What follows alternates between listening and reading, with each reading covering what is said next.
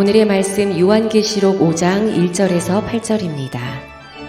내가 봄에 보좌에 앉으신 이의 오른손에 두루마리가 있으니 안팎으로 썼고 7인으로 봉하였더라. 또 봄에 힘있는 천사가 큰 음성으로 외치기를 누가 그 두루마리를 펴며 그 인을 떼기를 합당하냐 하나 하늘 위에나 땅 위에나 땅 아래에 능히 그 두루마리를 펴거나 보거나 할 자가 없더라. 그 두루마리를 펴거나 보거나 하기에 합당한 자가 보이지 아니하기로 내가 크게 울었더니 장로 중에 한 사람이 내게 말하되 울지 말라. 유대지파의 사자 다윗의 뿌리가 이겼으니 그 두루마리와 그 7인을 떼시리라 하더라. 내가 또 보니 보좌와 네 생물과 장로들 사이에 한 어린 양이 서 있는데 일찍이 죽임을 당한 것 같더라. 그에게 7뿔과 7눈이 있으니 이 눈들은 온 땅에 보내심을 받은 하나님의 7영이더라.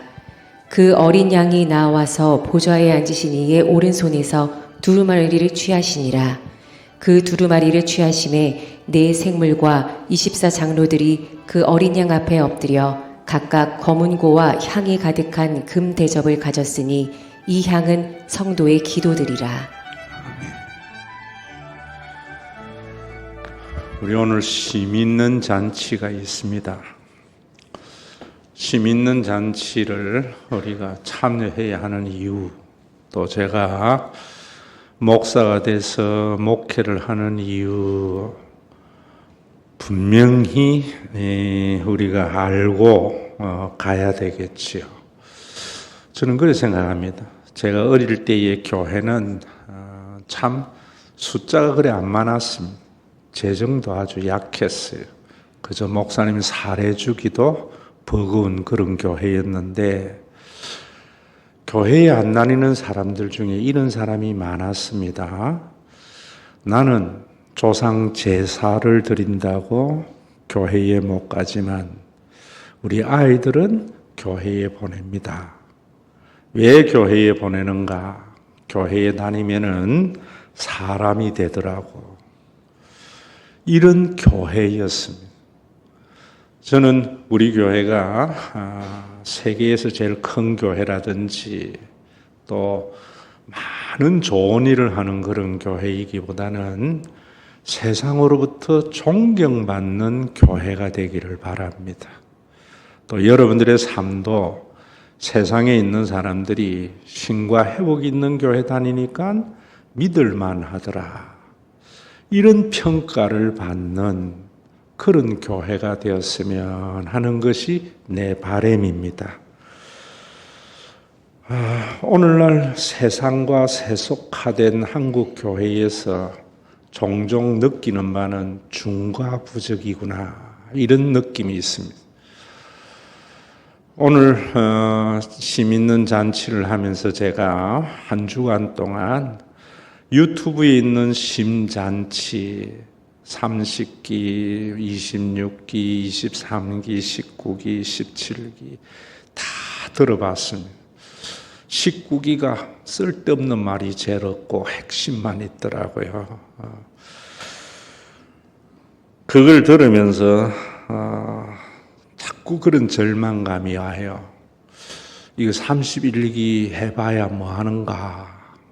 그래서 제가 언뜻 또 네이버를 통해서 철로 역정이라는 애니메이션 영화를 봤습니다. 제가 어릴 때에 젊은 날에 철로 역정을 한번 읽은 기억도 있고 만화로 본 기억도 있습니다. 그때의 철로 역정을 제가 읽을 때에 이게 왜 기독교의 고전이지 이해가 안 됐습니다. 그저 허황된 이야기인 것 같고 재미가 없었습니다. 만화라서 그래도 끝까지 다 읽었던 것 같아요. 그런데 이번에는 요약본을, 눈이 안 좋으니까 이제 주로 그런 화면이나 또 유튜브나 소리를 통해서 듣는데, 그렇구나, 이게 왜 기독교의 고전이구나 하는 것을 절감했습니다. 제가 그 차이가 무언가 내 스스로에게 질문을 해봤습니다. 예전에는 복음 안에서의 걸어가는 신앙의 길에 대한 관심이 전혀 없었구나. 그런 삶을 살지도 않았구나. 종교생활을 했기 때문에 존 번연이 그 쓴 철로 역정이 내 마음에 전혀 와닿지 않고 그저 허황된 꾸며낸 이야기구나라고 들렸습니다. 그런데 요즘은 제가 그 철로 역정의 그 길, 그 신앙의 길에서 제가 나름대로의 발부둥을 치고 있으니까 그 모든 내용이 내 삶과 오버랩이 되면서 그렇구나 이런 생각이 들었습니다. 여러분 우리 교회에서도 제가 설교를 이래 하면서 또 시민단체를 하면서 뭐 이런 게 중요해 남의 이야기듯이 들리는 분들이 있지 않을까. 제가 마치 철로 역정을 읽을 때에 어릴 때에 그런 생각을 한 것과 같이 아마 대다수의 성도들이 그러리라고 생각을 합니다. 그런 분들은 참된 신앙에 대한 고민도 좀 안 해봤고 또 그런 신앙의 여정도 살아보지 않았기 때문에 설교가 가슴에 절절히 안 닿지 않겠나 이런 생각을 합니다. 요한계시록이 정말 우리에게 정말 은혜로운 말씀입니다. 그런데 참 어렵습니다. 왜 어려운가 하면은 요한계시록은 묵시문학의 형태로서 많은 것이 기록이 되어져 있습니다. 하나님께서 우리에게 계시하신 말씀은 글로 주어져 있습니다. 그래서 인간의 글에는 문학적 형태를 띠지요. 어떤 성경은 시의 형태를 쓰기도 하고 어떤 형태는 역사서의 사실로 기록이 되기도 하고 어떤 것은 경구의 형태도 쓰여져 있습니다. 요한계시록은 여러분들에게 묵시문학이라 하니까 와닿지 않는 것 같아서 이번 한 주간 뭐라고 고민해야 되나 제가 생각을 했습니다. 그래서 작가인 딸에게도 제가 자문도 하고 했습니다. 아마 이런 것이지 않을까 이런 생각을 해요. 판타지 소설가 같은 것이다. 또 SF 영화와 같은 것, 공상과학 영화와 같은 것. 그런데 이것이 판타지와 SF 영화와 다른 것은 그런 형태를 띤 다큐이기 때문이다. 역사적인 사실과 서술이기 때문에 그거하고는 다르지만 형태가 판타지고 여러분 SF 형태를 띠기 때문에 참 이해하기가 쉽지 않을 것 같아요. 그래서 설교는 그 판타지 형태와 SF 형태로 쓰여진 이 요한계시록을 다큐로 여러분들에게 드러내는 것이 설교이다. 저는 그런 생각을 합니다. 이런 깨달음이 쉽지 않습니다. 그래서 성경의 해석의 최고봉이라고 할 수 있는 칼빈조차도 요한계시록을 주석하지 않았구나 이런 생각을 가집니다. 오늘 내용을 보면은 마치 여러분들이 해리포터나 아바타나 이런 영화에 있는 내용하고 비슷합니다. 하늘에 보좌가 이렇게 있다고 그래요. 그 보좌에 앉으신 이의 오른손에는 두루마리가 이렇게 있다 그래요. 이런 형태의 두루마리가 있는데 이 두루마리에 안과 끝에 글자가 가득 차 있더라. 그러면서 여기에 봉하여져 있기 때문에 이 내용이 뭔지 모르겠다. 그러면서 거기에 뭐라는가 하면은 하늘 위에나 땅 위에나 땅 아래에 능히 이 두루마리를 이렇게 펴서 그 봉하여진 것을 떼기에 합당하냐 할 자가 없더라는 거예요. 그러면서 그 두루마리를 펴거나 보거나 하기에 합당한 자가 보이지 않아서 요한이 울었다는 겁니다. 여러분, 이 내용이 왜 중요한 내용인가? 그러니까 그 장로 중에 한 사람이 울지 마라 하면서 유다 지파의 사자 다윗의 뿌리가 이겼다. 두루마리와 그 7인을 그가 떼시리라. 그러면서 또 보니까 보좌에 네 생물과 장로들 사이에 한 어린 양이 서 있는데 일찍이 죽임을 당한 것 같더라. 그러면서 그에게는 7뿔과 7눈이 있으니 이 눈은 온 땅에 보내심을 받은 하나님의 7영이더라. 이게 내용입니다. 이 내용의 의미가 무엇이냐 하는 것을 알려면은 구약에 있는 내용에 대한 이해가 있어야 됩니다. 판타지에 대한 이해만이 아니고요.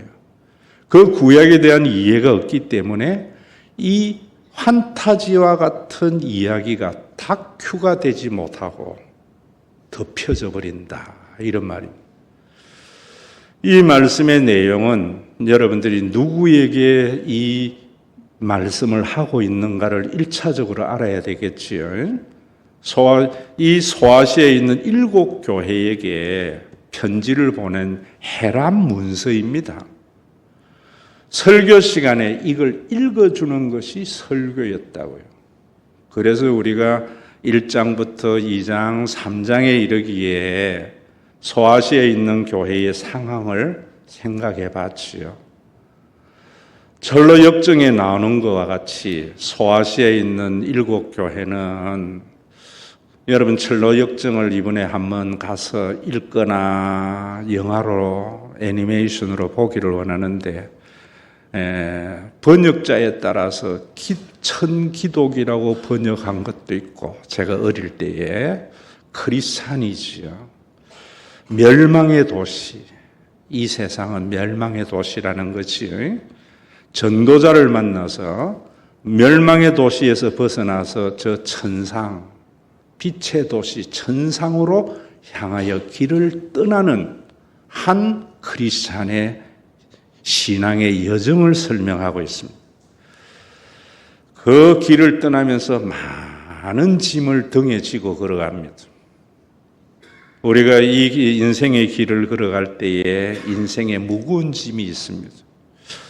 가족을 부양해야 하는 짐, 여러 가지 짐, 또 종교적인 짐을 걸어가는 그에게 가면서 뭐라고 이야기하는 전도자가 좌로나 우로나 어떤 옆길도 치우치지 말고 곧장 가라고 하는데 가는 여정에 사탄이 나타나서 자꾸 유혹을 합니다. 그 유혹의 내용들이 쭉 있으면서 또 어떤 길에는 율법의 언덕을 넘어갑니다. 그 율법의 언덕이라는 것이 에베소 교회의 모습이겠지요. 또 어떤 곳에 갔을 때에는 절망의 성에 갇히기도 합니다. 제가 제 신앙을 볼 때에 내 힘으로 목회를 하려고 하는 나름대로의 그런 어떤 율법의 언덕도 있었고 또 복음을 지키면서 또 신앙 안에서의 삶을 살아가려고 할 때에 절망의 성에 갇히기도 하고 그러면서 그 길을 쭉 걸어가다가 마지막 천국에 이르기 전에 쾌락의 도시를 만납니다. 그 도시를 통과하기가 너무나 어렵습니다. 통과할 때만 하나님의 나라 천성에 도착한다. 가는 그 길에 친구들이 나타나는데 어떤 친구들인가? 믿음이라는 것도 나타나서 격려하지만 순교도 당합니다. 아마 여러분들이 신앙생활 해나가면서 제가 선포한 복음으로 살아가려면 정말 어떤 마음이 생기는가? 이 믿음대로 살아서 되겠나? 회의가 생길 때도 있을 겁니다. 오늘 우리 불렀던 찬양을 하는데 참 마음에 와닿는 구절. 내가 낭망하고 절망할 때 하나님만 바라라. 어느 누구에게도 그 낭망하고 절망할 그런 시기가 오지 않습니까?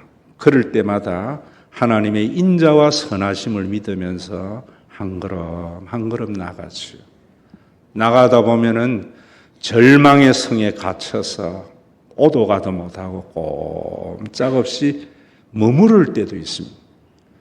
그 절망의 성에서 소망이를 만날 때만 탈출할 수 있는 것이요.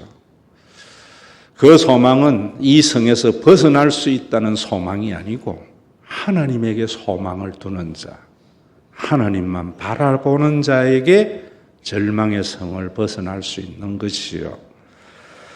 우리가 그런 길을 걸어가는 그 신앙의 여정인데 이런 것들이 여러분 구약의 어떤 내용으로 되어져 있는가 하면은 오늘 여기에 7 두루마리와 그 인봉이 되어져 있고 7 영이 있고 이 모든 것들은 다 어디에 유다의 자손이 이겼다 이런 것들은 다 예레미야와 다니엘서와 스가랴서에 대한 이해가 없으면은 이 말씀의 의미를 알지 못합니다. 오늘 심 있는 잔치를 하면서도 여러분들이 예수에 대해서만 아는 것이 아니라 구약적 배경 속에서 복음을 알지 못하면은 올바른 믿음을 가질 수가 없습니다. 왜 우리 한국 교회가 세속화 되어지고 그 존경심을 잃어버렸는가? 구약적 배경 속에서 이루어진 그리스도의 그 놀라운 사건을 이해하지 못해서 그런 겁니다. 그 구약적 배경이라는 것이 이런 겁니다. 이스라엘 백성들이 하나님의 부르심을 받아서 천상의 삶을 지상에서 사는 사람들이었어요. 그런데 자꾸만 세속화, 쾌락의 도시에 빠질 수밖에 없었던 것이지. 그럴 때에 하나님께서 징계하십니다. 징계는 심판과 다릅니다. 징계는 회복하라고 하는 하나님의 해초리지요. 그 해초리를 심판이라고 하면 절망이 옵니다. 그 징계를 전하는 자들이 선지자였는데 예레미야 선지자가 활동할 때가 이스라엘이 이제 곧 멸망하기 직전에 활동했던 선지자입니다. 예루살렘 거리를 지나가면서 울면서 걸어갔던 눈물의 선지자 예레미야입니다. 오늘날 우리 한국이 여러분들이 이렇게 할 때에 참 정의가 사라지고 공정이 사라지고 정말 없는 사람들이 희망이 없고 유리천장과 기울어진 운동장은 이야기하면서 그 속에서 한 줄기 희망이 되어야 할 교회와 크리스찬들이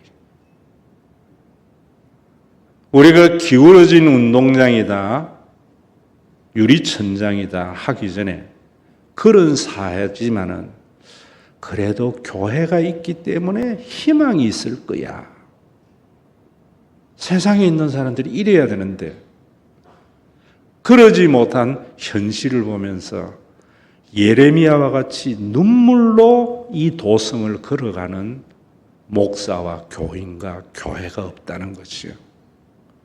이사야서는 그 부분에 대해서 이렇게 이야기합니다.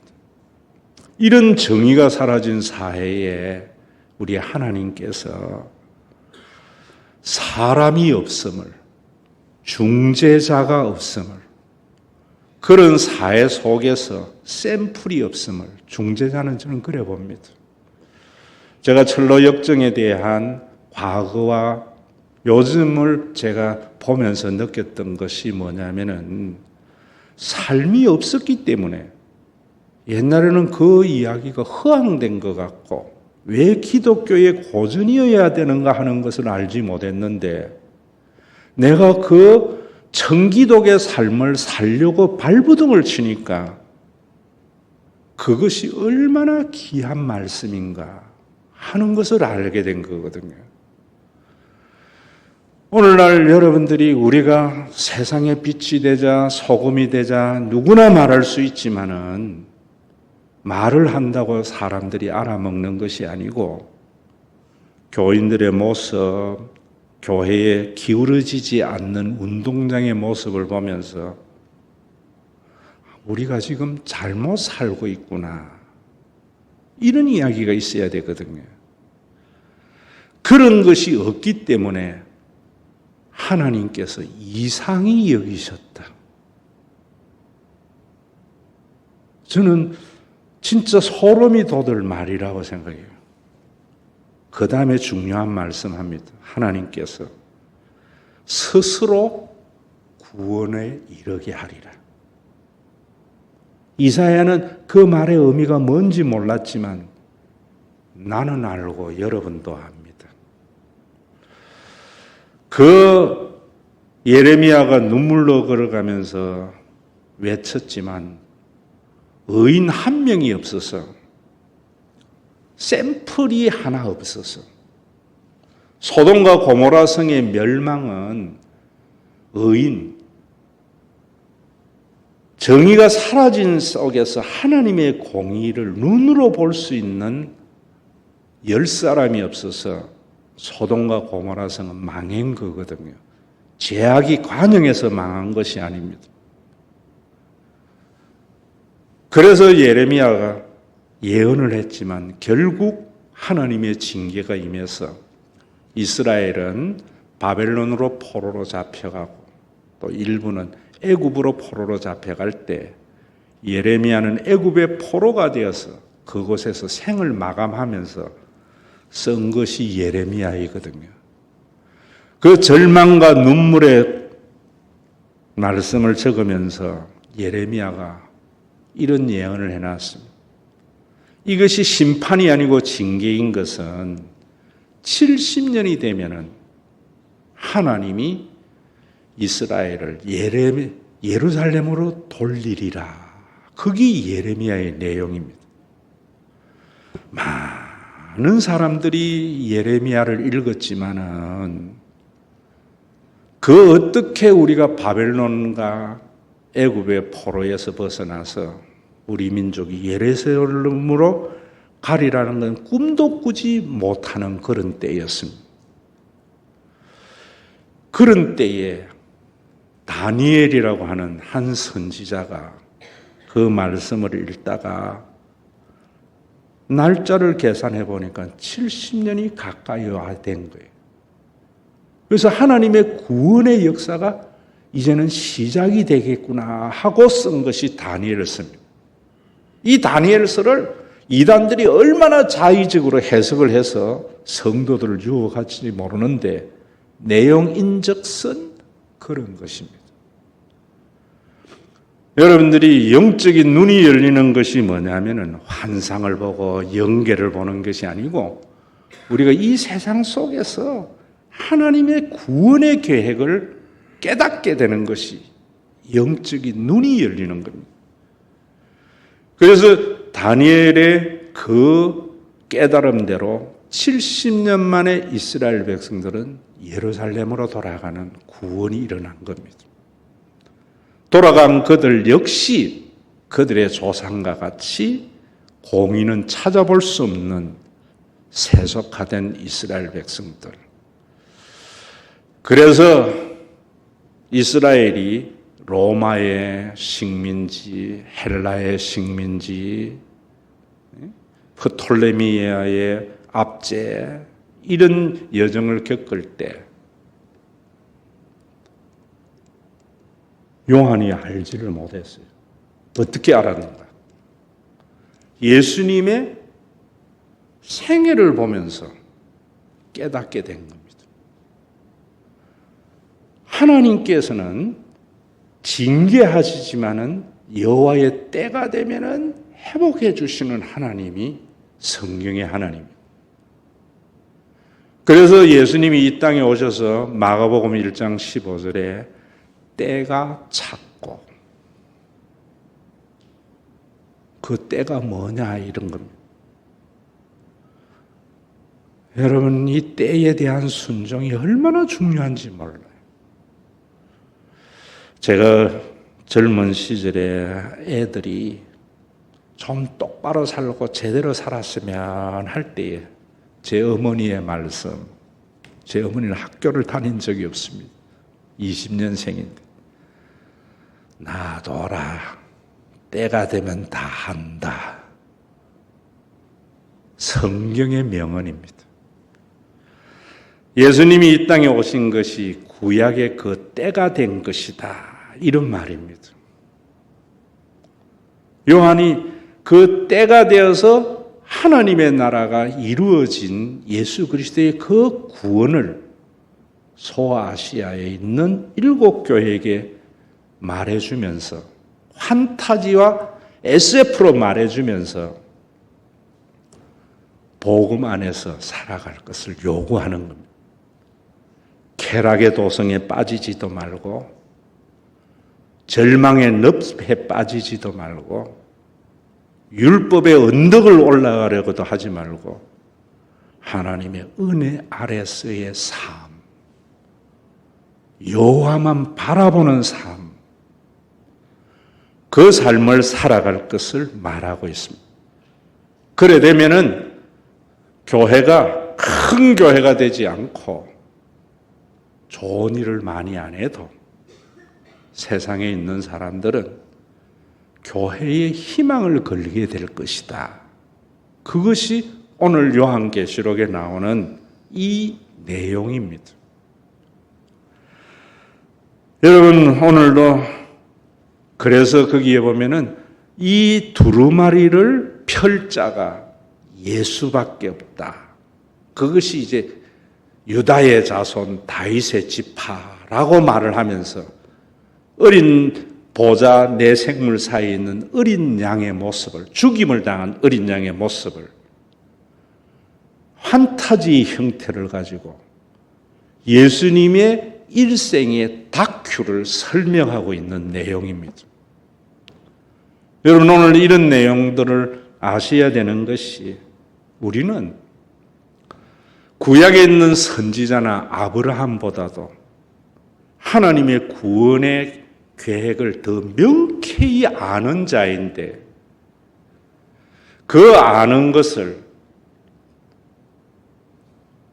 종교 목사들이나 교주들은 자기만 아는 것 같이 교인들에게 호기심을 불러일으키고 이야기하는데, 그렇지 않습니다. 누구에게나 있는 건데 세속의 눈이 어두워서 보지 못하는 것. 철로 역증의 그 명저의 가치를 모르는 것하고 같은 겁니다. 신앙의 여정의 그 길이 때로는 절망의 늪에 빠지기도 하고, 쾌락의 도성에 갇히기도 하고, 율법의 언덕을 오르는 힘든 여정의 길이지만은 그 길 속에 있는 청기도기가 걸어가야 할 그 생명의 그 길, 신앙의 그 대로 누가 아는가? 열망하는 자. 그 길만이 세상을 구원할 길임을 아는 자. 그 삶을 조금이라도 흉내 내보려고 발부둥 쳐본 자. 그 사람만 아는 거지. 여러분, 이 길은 요한은 이렇게 말하고 있습니다. 유대교가 구약을 달달 외웠지 않습니까? 그러나 그들 속에 공의는 없었습니다. 제사장의 나라였고,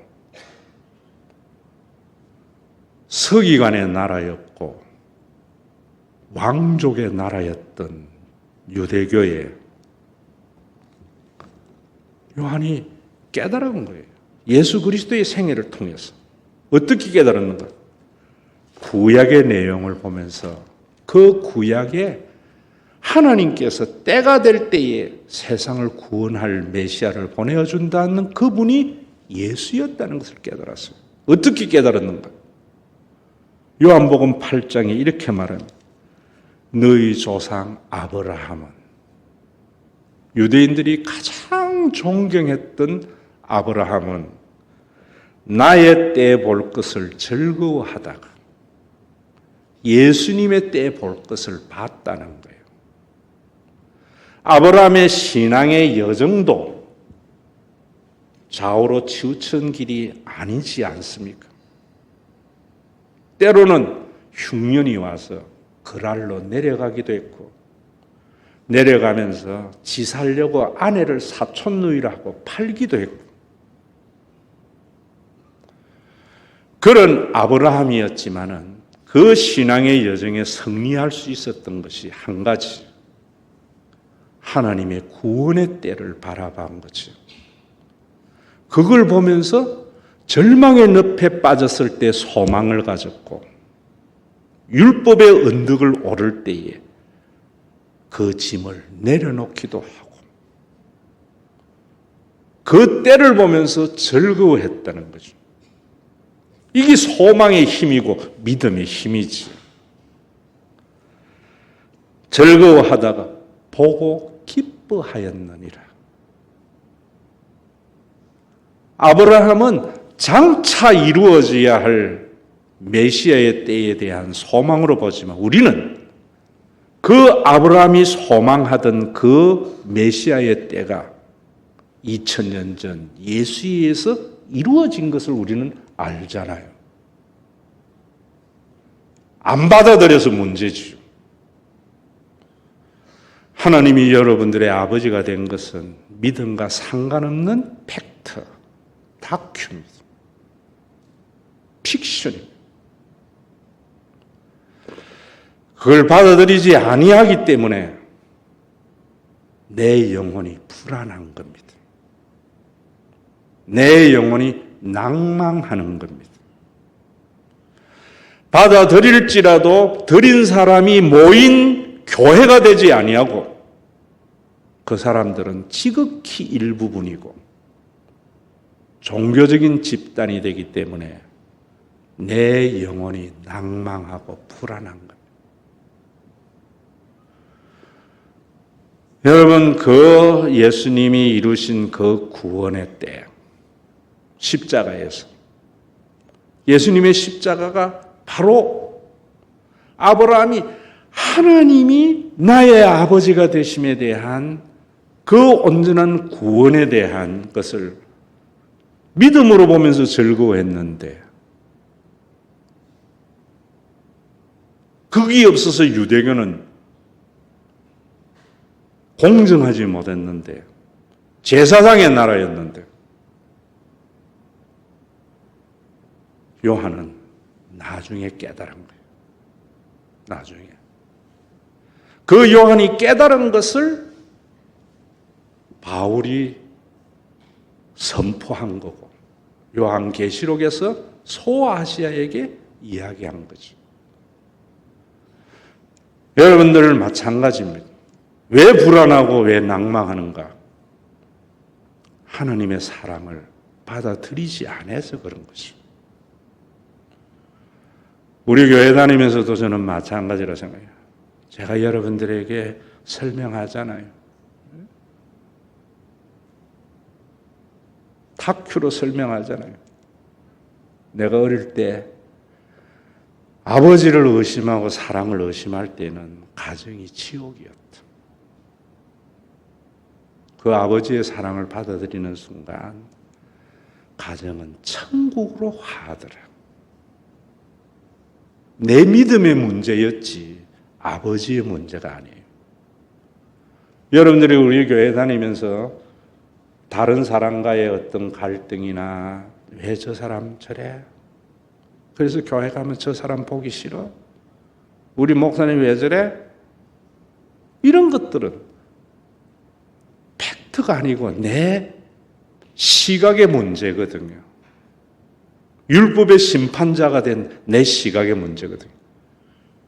그러면 교회에 천성을 향하여 가는 그 길을 벗어날 수 없으니까 날마다 사탄의 유혹에 넘어가 밀가불 듯이 까부는 사탄에게 넘어가서 허덕이는 거죠.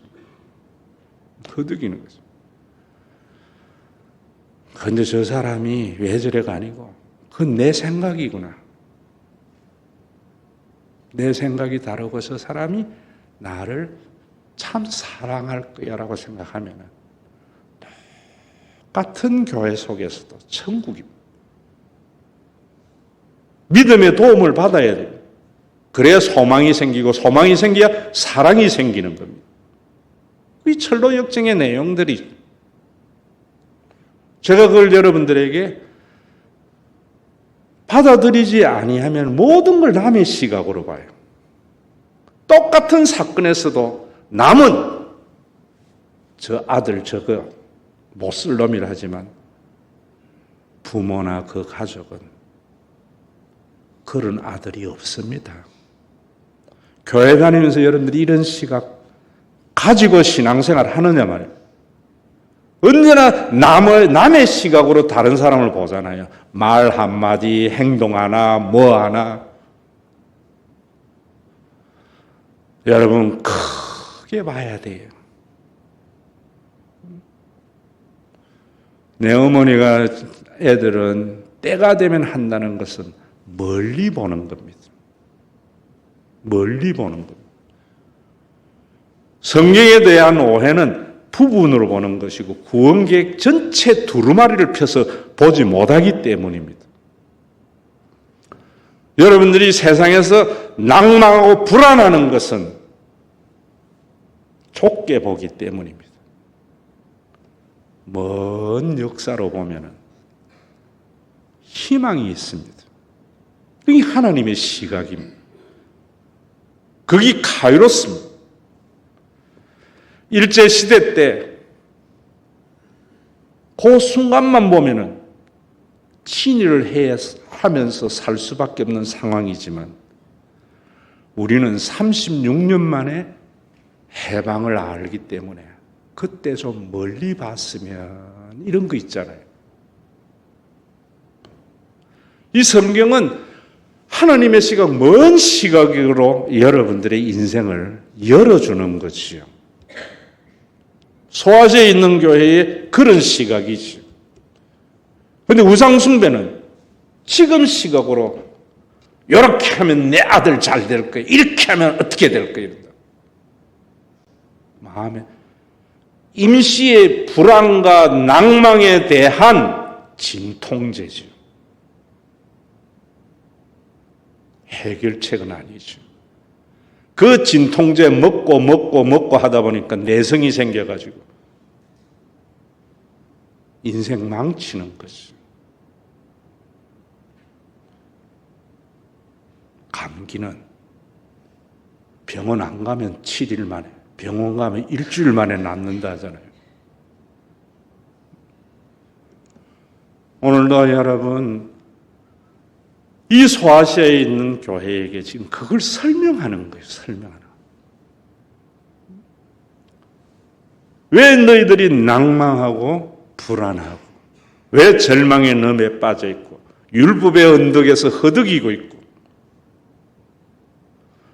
왜 천성을 향하여 가는 그 길이 꽃길이라고만 생각하느냐. 돌짝밭의 길이고 가시밭길이지만 그 길 너머에 있는 천상의 도시를 향하여 곧장 걸어가라는 거죠. 가짜 복음은 그 길은 꽃길이라는 거죠. 우리 교회는 꽃길만 걷게 된다는 거죠.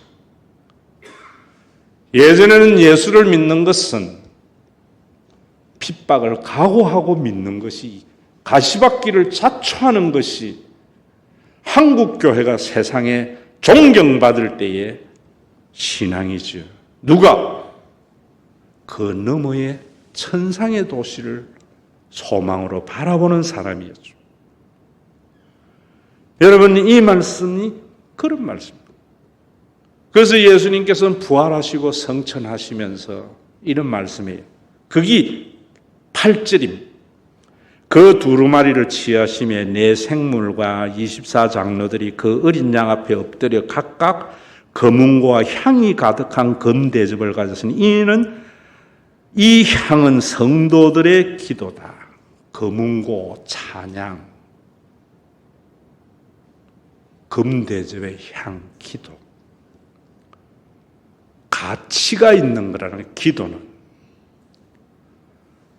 왜 가치가 있는 것이냐 하면은 예수님께서 십자가에 달려 돌아가셔서 하나님이 우리 아버지 되심을 다큐멘터리로 분명히 이루시고 보여주셨는데 여전히 제자들은 세속에 매여 있습니다. 예수님이 십자가 지로 올라가는 그 예루살렘 성 올라갈 때에도 예수님에게 모든 성교비를 되었던 살로메, 요한과 야고보의 엄마는 예수님에게 압력 넣습니다. 대권 잡으면 내 아들 하나는 우편에 좌편에. 10 제자들이 벌떼같이 일어납니다. 돈만 됐다고 다냐? 오늘의 우리나라의 정치의 현실이지. 너희가 내 짐을 질 수 있느냐? 지겠다고. 꽃길의 짐이라 생각했던 거죠. 예수님은 나는 섬김을 받으려고 하는 거예요. 섬기려고 왔는데 내 목숨을 대속물로 주려 왔다. 무슨 말인지 몰랐어요. 두루마리가 열리지 않았어요. 제자들에게. 그런 그들에게 예수님이 성천하시면서 마지막 남긴 말이 뭐냐면 너희 절대로 예루살렘 떠나지 말고 위로부터 능력이 입히올 때까지 이 성에 유하라. 사도행전 1장에 가보면은 예수님이 성천하시면서 마지막 지상의 명령이 그 명령이었어요. 너희는 예루살렘을 떠나지 말고 아버지가 약속하신 것을 기다리라. 뭔 내용인지 모르는 그들에게 예수님의 12제자와 여인들과 120명의 성도들만이 예수님이 오병이의 역사를 일으킬 때는 2만 명이 예수님에게 한호했는데 그 2만 명 중에 120명만이 예수님의 마지막 부탁인 성령의 강림을 기도할 때 성천하시고 열흘 만에 오순절에 성령이 임하셨어요.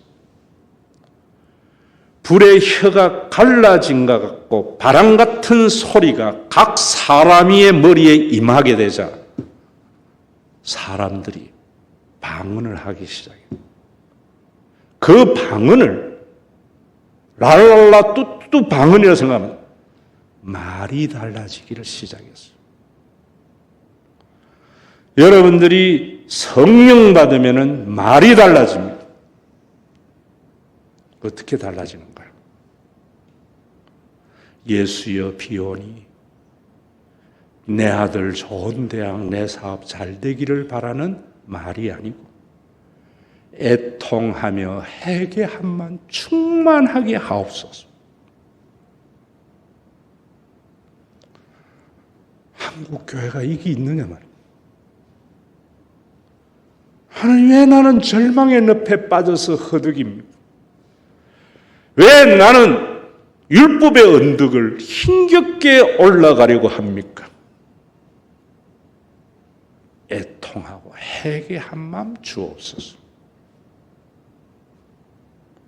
왜 나는 철로 역정을 살아보지도 않고 갈망도 안 한 조그마한 내 지식으로 가지고 왜 이게 기독교의 고전이야? 그랬던 나의 교만에 대한 애통과 회개의 말이 나오는 것이죠. 옛날에는 교회에 보면은 저 장로 왜 저래, 저 권사 왜 그래, 그런 말들이었겠어. 우리 장로님 같은 분이 어딨나. 이런 말로 바뀔 때 교회가 하나님의 나라가 되는 거죠. 우리 목사님 다 좋은데 왜 저래? 이런 말들이 세상에 우리 목사님 같은 분이 어딨나. 그게 방언입니다. 받기만 좋아했던 내 말에, 대접받기만 좋아했던 내 말에, 인정받으려고 했던 내 말이 주는 자가 얼마나 행복한 것을 아는 말로 바뀌는 것. 그 변화이죠. 그게 성도들의 검은고와 검대접에 담긴 향이라는 거죠. 오늘 우리 교회가 여러분 정말 천성을 향하여 나아가는 그 길에 믿음과 소망의 친구 삼아서 승리해서 그 성에 도달하기를 원합니까? 여러분들의 기도가 있어야 돼요. 어떤 기도? 축복 대성회가 아니라 예수여 비오니 애통하고 회개할 마음 충만하게 하옵소서. 우리 교회에 과연 이 기도를 생명 걸고 하는 분이 몇 명일까? 몇 명일까? 그러니까 그 종교적인 짐을 지고 율법의 언덕을 오르면서 잘 믿는 거라 생각하고 절망의 늪에 빠지고 쾌락의 도성에서 젖어 사는 것이 신앙의 여정인 줄 알고 그러다 보니까 교회가 세상에 샘플이 되지 못하고 그런 교회 하나쯤 있어야 되지 않을까. 그래서 심 있는 잔치가 또 시작이 됩니다.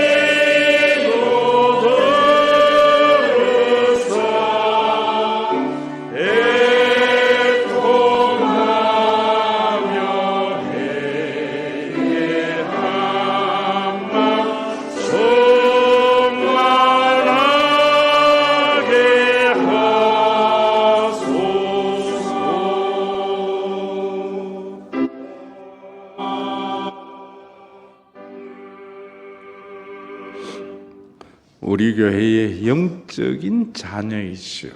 그래서 육신의 부모와 영적인 부모 된 우리가 정말 잘 기르려고 후원하고 노력하죠. 육신의 부모만큼 우리가 못해서 그렇지. 엄마가 대신 지휘를 하지만 교회의 이부성과 지휘했던 것 우리가 그대로 지원하면서 잘 크고 있습니다. 미국 줄리어드에 지금 1년 됐네. 예. 이제 성악가 냄새가 나도록 콧수염도 좀 기르고 나와서 여러분들에게 공연할 때 이 지상에서 최고의 공연은요, 손자의 공연입니다. 손자의 마음으로, 여러분들 할아버지의 마음으로 보면은 파와로티보다 훨씬 더 은혜로운 공연이 되리라 생각합니다.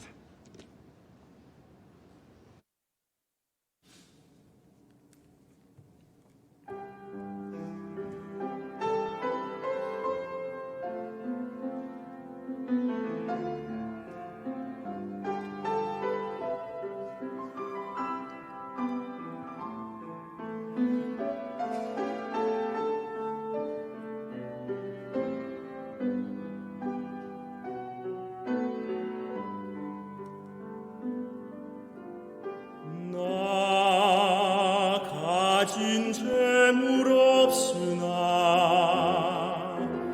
나 남이 가진 지식 없으나 나 남에게 있는 건강 있지 않으나 나 남이 없는 것 있으니 나 가진 재물 없으나 나 남이 가진 지식 없으나 나 남에게 있는 건강 있지 않으나 나 남이 없는 것 있으니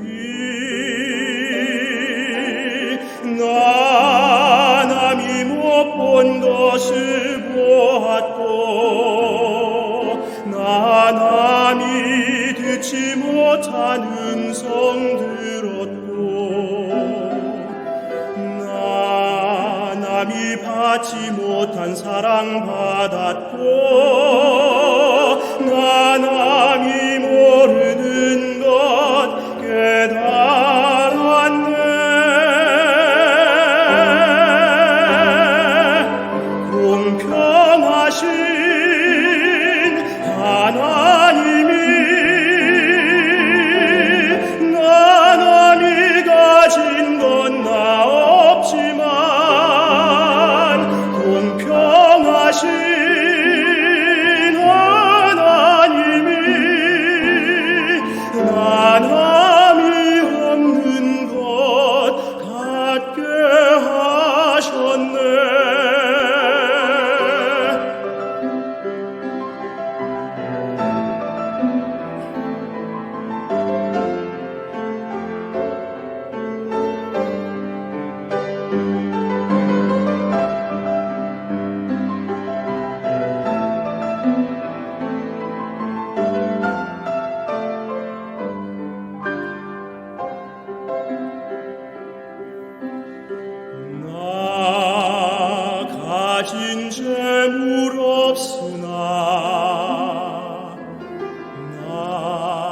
남이 가진 지식 없으나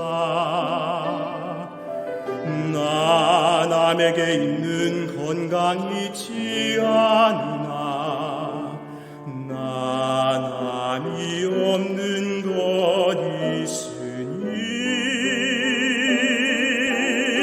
나 남이 못 본 것을 보았고 나 남이 듣지 못한 음성 들었고 나 남이 받지 못한 사랑 받았고 나 남이 모르는 것 깨달았네.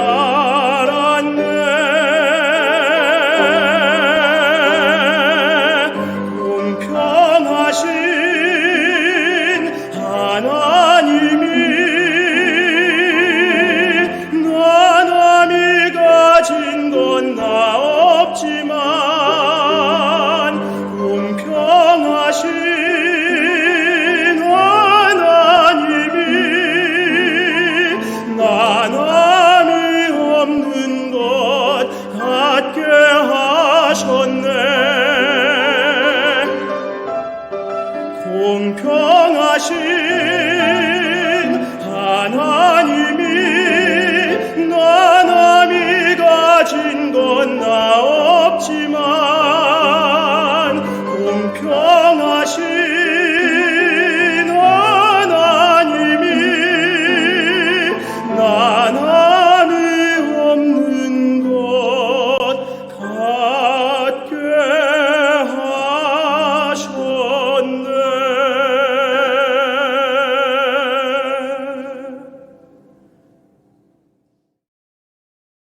우리 주 예수 그리스도의 은혜와 아버지 하나님의 사랑하심과 성령님의 감동하심이 예수여 비오니 애통하고 회개한 마음 충만하게 하옵소서.